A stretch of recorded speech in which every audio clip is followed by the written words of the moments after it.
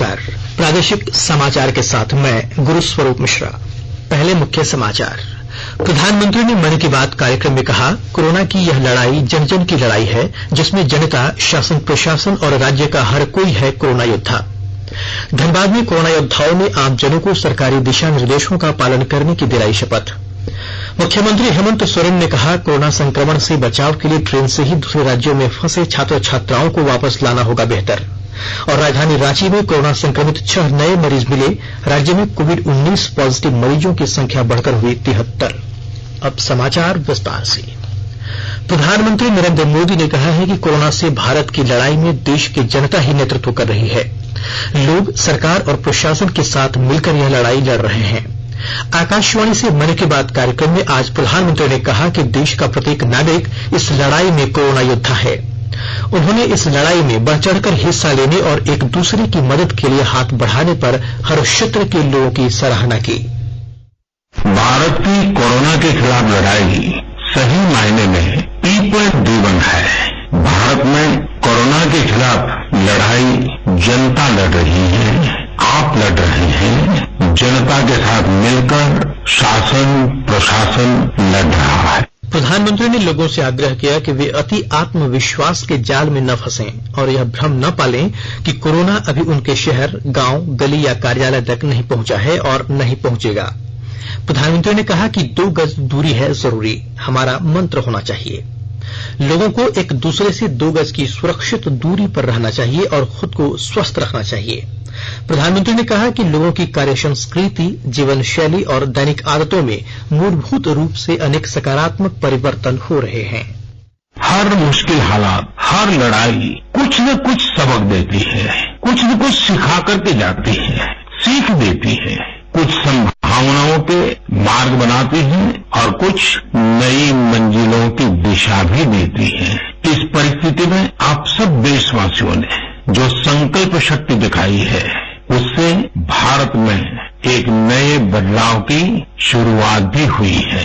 हमारे बिजनेस, हमारे दफ्तर, हमारे शिक्षण संस्थान, हमारा मेडिकल सेक्टर, हर कोई तेजी से नए तकनीकी बदलावों की तरफ भी बढ़ रहे हैं। प्रधानमंत्री नरेंद्र मोदी कल 27 अप्रैल को झारखंड के मुख्यमंत्री हेमंत सोरेन समेत सभी राज्यों के मुख्यमंत्रियों के साथ वीडियो कॉन्फ्रेंसिंग के माध्यम से लॉकडाउन में दी गई छूट और उसके प्रभाव को लेकर बातचीत करेंगे। पूर्व प्रधानमंत्री डॉक्टर मनमोहन सिंह ने कहा है कि जांच सुविधाओं में बढ़ोतरी लाए बिना भारत कोविड-19 से लड़ाई नहीं जीत सकता। डॉक्टर सिंह ने आज नई दिल्ली में कहा कि इस महामारी से निपटने के लिए जांच और संक्रमित लोगों का पता लगाना महत्वपूर्ण है। उन्होंने कहा कि पर्याप्त जांच सुविधाएं न होना समस्या है। कांग्रेस के नेताओं ने नोवेल कोरोना वायरस और लॉकडाउन के मद्देनजर मौजूदा संकट के समाधान के लिए वीडियो कॉन्फ्रेंस में चर्चा की। कांग्रेस नेता राहुल गांधी ने कहा कि पार्टी को अन्य जगहों पर काम करने वाले मजदूरों की सुरक्षा के लिए व्यापक रूपरेखा तैयार करनी चाहिए। पूर्व वित्त मंत्री पी चिदंबरम ने सुझाव दिया कि यह मजदूरों के मूल राज्यों पर छोड़ देना चाहिए कि उन अन्य राज्यों से मजदूरों को वापस लाने के क्या तरीके अपनाए जाएं। केंद्र सरकार ने आज विभिन्न मंत्रालयों और विभागों में नए सचिवों, विशेष सचिवों और अपर सचिवों की नियुक्ति की है। सूचना और प्रसारण सचिव रवि मित्तल को खेल सचिव बनाया गया है।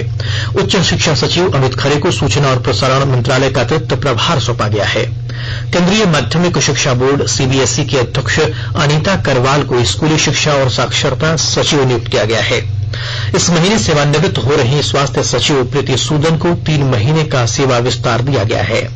दिल्ली विकास प्राधिकरण के उपाध्यक्ष तरुण कपूर पेट्रोलियम और प्राकृतिक गैस मंत्रालय में सचिव नियुक्त किए गए हैं। श्री तरुण बजाज को वित्त मंत्रालय के आर्थिक विभाग का सचिव बनाया गया है। कोरोना वायरस संक्रमण से लोग कैसे अपने आप को बचाए रख सकते हैं, इसको लेकर धनबाद की सड़कों पर एक सामाजिक संस्था द्वारा नुक्कड़ नाटक का आयोजन किया गया।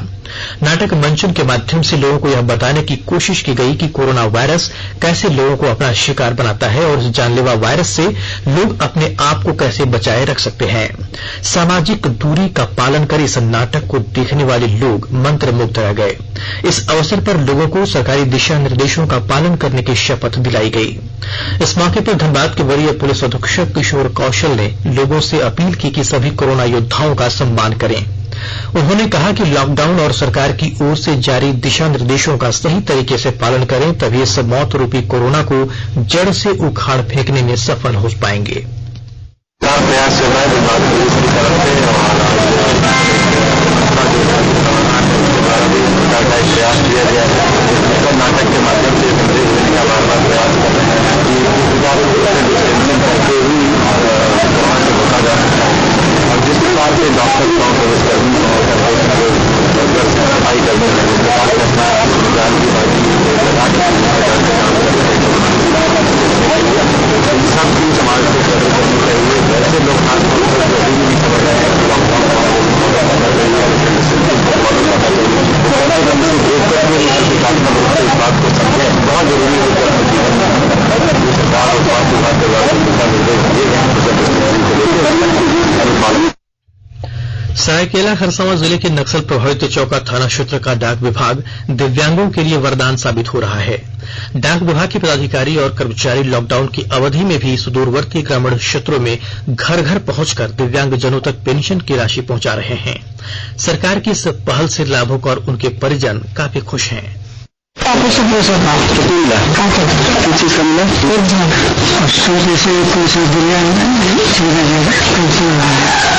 जमा मुशेख है तो हम लोग का गाँव का विकलांग है जो बैंक दूर में पड़ता है नहीं यानी कि मैं पोस्ट ऑफिस के माध्यम से आए आदमी तो जब यहाँ से मैं लोगों सारी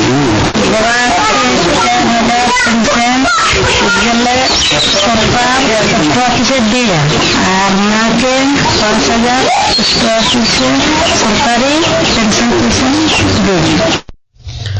स्वास्थ्य परिवार कल्याण मंत्रालय ने लोगों को सलाह दी है कि वे नोवेल कोरोना वायरस से अपने को सुरक्षित रखने के लिए सभी बुनियादी एहतियाती उपायों का पालन करें और सामाजिक दूरी बनाए रखें। एक रिपोर्ट।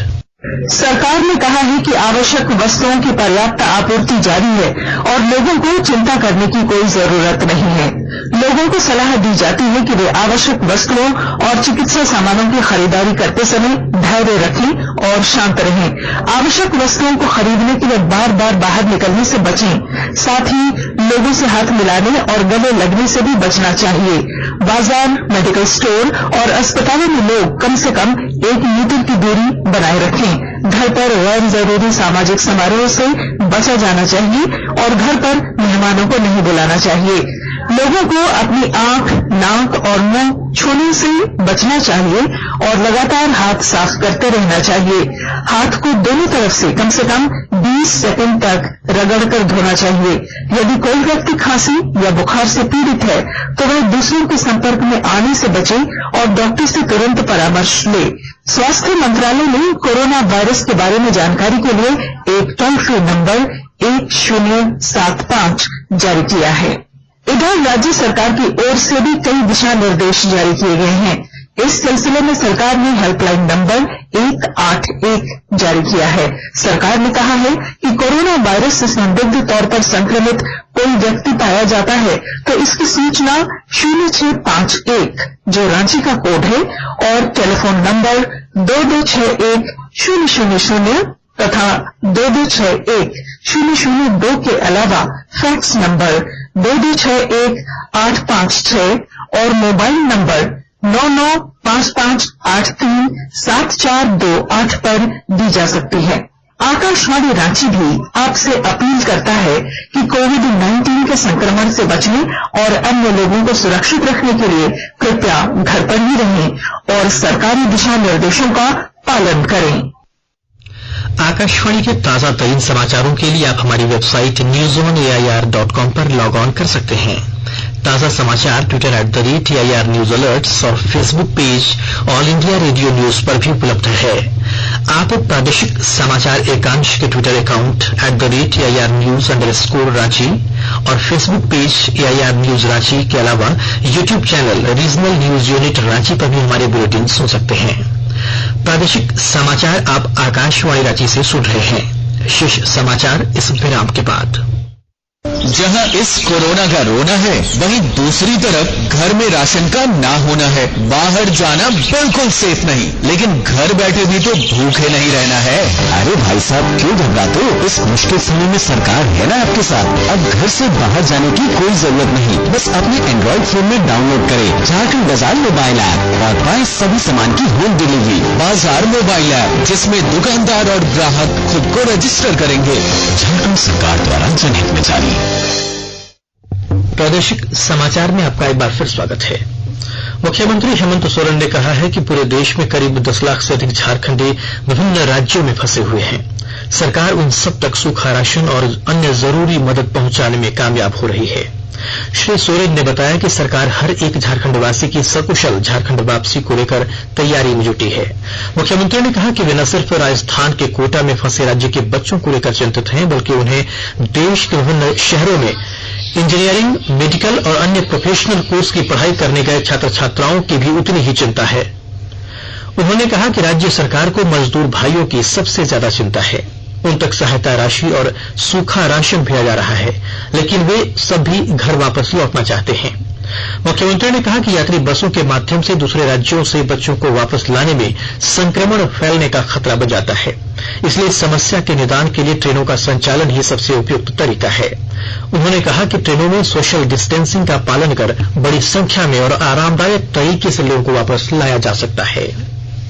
झारखंड की 24 जिलों में से 10 जिले कोरोना वायरस से प्रभावित हैं और राज्य में धीरे धीरे कोरोना प्रभावित मरीजों की संख्या में वृद्धि हो रही है।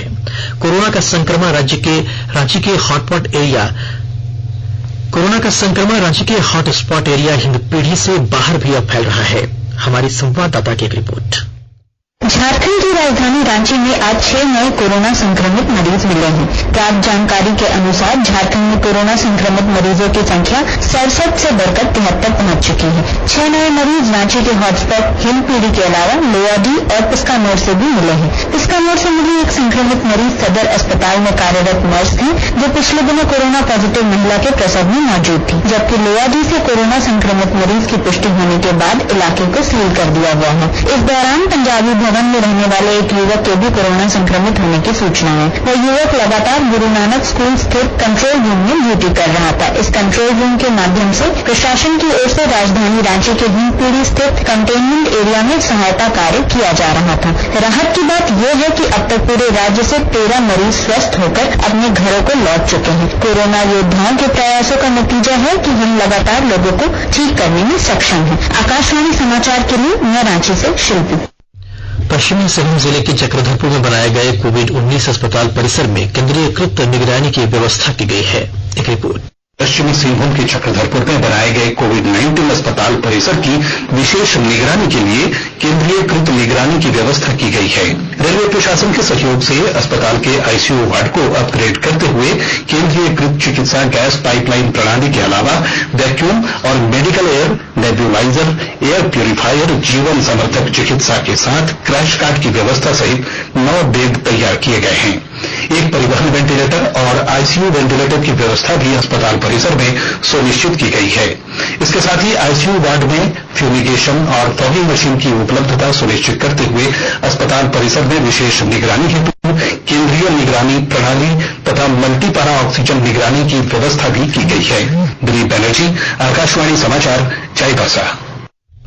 पलामू जिले में एक साथ 3 कोरोना संक्रमित मरीज सामने आने के बाद प्रशासन हरकत में आ गया है। तीनों संक्रमित मरीजों की सैंपल रिपोर्ट पॉजिटिव आने के बाद उन्हें लेस्लीगंज के मुलमुसी क्वारंटाइन सेंटर से निकालकर सतबरवा स्थित कोविड-19 डेडिकेटेड अस्पताल तुब्बागाड़ा में शिफ्ट करा दिया गया है। वहीं इन तीनों कोरोना संक्रमित मरीजों के रांची से आने की सूचना मिलने के बाद उनके संपर्क में आए परिजन और अन्य लोगों की तलाश तेज की गई है, जबकि कोरोना हॉटस्पॉट जूरू पंचायत क्षेत्र को सील कर दिया गया है। साथ ही क्वारंटाइन सेंटर, मरीज के घर और उसके आसपास के क्षेत्रों को फायर ब्रिगेड की गाड़ियों से सैनिटाइज करने का कार्य किया जा रहा है।